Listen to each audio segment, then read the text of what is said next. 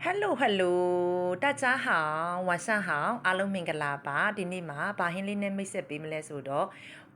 ဝက်နာယူကိုချိုချင်းဆက်ချိုချင်းကြော်လေး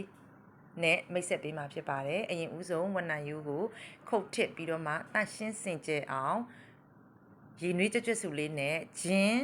နန်းနာပွင့်လေးနဲ့အရင်ဦးဆုံးပြုတ်ပါမယ်ပြုတ်ပြီးပြီလားဆိုရင်တန့်ရှင်းစင်ကြယ်အောင်ရေဆေးပြီးလို့ရှိရင်စီပူပူလေးမှာသူ့ကို